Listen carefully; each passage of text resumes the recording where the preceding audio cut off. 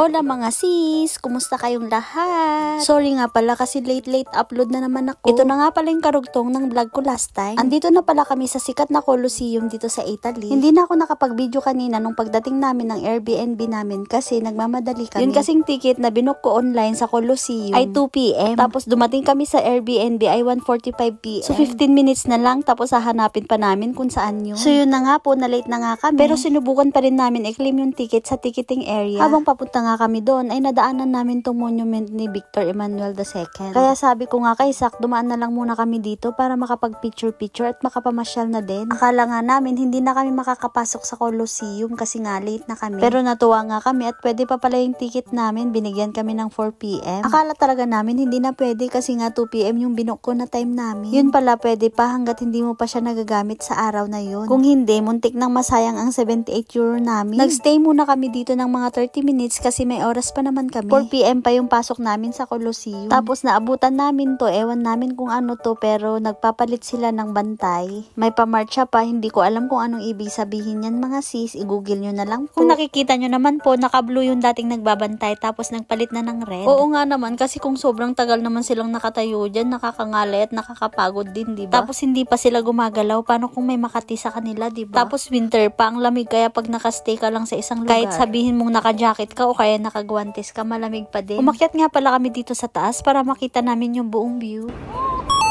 Wag mo kasing ayaw lumalis ng kalapate. Ayun kanya.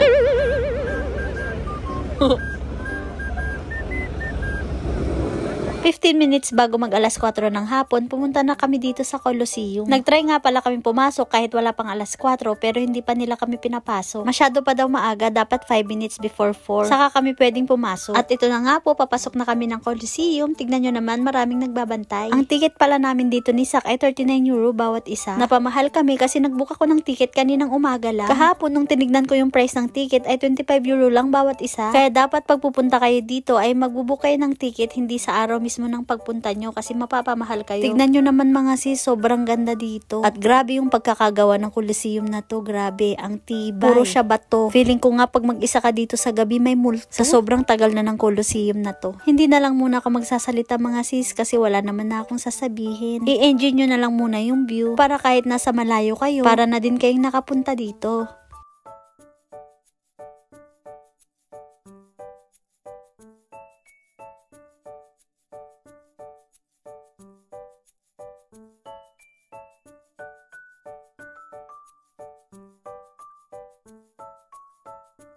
Pagkatapos nga naming malibot tong Colosseum, nag-decide kami na lumabas na para naman makapunta pa kami sa iba, para din hindi na kami maabutan ng sobrang gabi, lalo na at puyat kami at pagod, para makapagpahinga kami ng maaga, para bukas may energy ulit kami panggala. Dito naman kami ngayon pumunta sa Roman Forum. Katapat lang din to ng Colosseum na pinuntahan namin. At kasama na din pala to sa entrance na binayaran namin. Yun nga lang, hindi na kami makakapasok ngayon kasi sarado na. Pero pwede pa naman namin gamitin yung ticket namin bukas dito. Pero nag-decide kami na pumunta na lang dito sa labas para makapagpa-picture para hindi na kami bumalik dito bukas. Dahil bukas, iba naman ang pupuntahan namin. 2 araw lang kasi kami dito kaya dapat hindi kami magsayang ng oras. Hindi na rin pala kami gaanong nagtagal doon. Medyo gutom na din kasi kami at padilim na din. Kaya nag-decide kami na bumalik na ng Airbnb namin. Sinubukan nga namin sumakay ng metro nila. Yun nga lang, hindi namin alam kung paano bumili ng ticket dito. Medyo complicated siya. Kaya nagbus na lang kami pa uwi. Buti na lang talaga at may namit kaming Pinoy sa bus. Sinabi niya kung saan kami bababa. At andito na nga pala kami sa sentro ng Italy. Dito din pala malapit yung Airbnb namin. Kaya dito na lang din kami kakain ng dinner. Habang dito ako sa Italy, hindi ko maiwasang pagkumparahin ang Italy at saka Spain. Halos magkatulad lang pala. Pero pagdating sa kalinisan, ito po ay sarili kong opinion lang ha. Parang mas malinis ang Spain kaysa dito sa Italy. Hindi ko lang po sure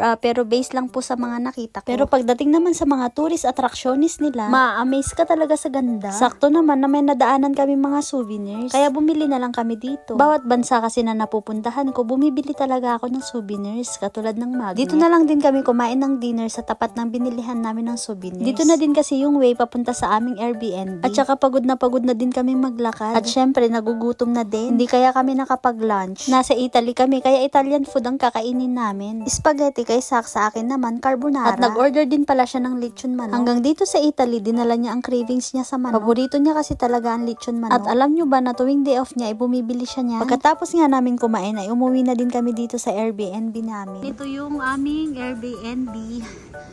Excellence Suite.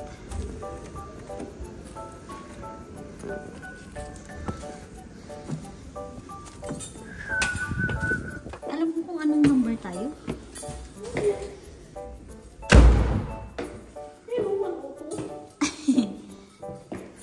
Ang bango?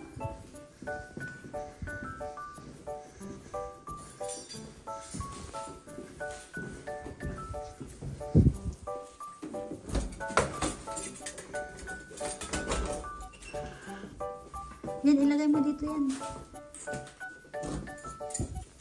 Ito nga pala yung room namin. Ang ganda niya, ang laki. At napakalinis niya. One night nga lang pala kami dito. 85 euro yung one night namin dito. May maliit na ref, tapos may initan na rin ng tubig, at saka may tea. At may sarili ding CR, syempre. Hanggang dito na lang muna yung video ko, mga sis. See you sa date namin dito sa Italy. I love you all.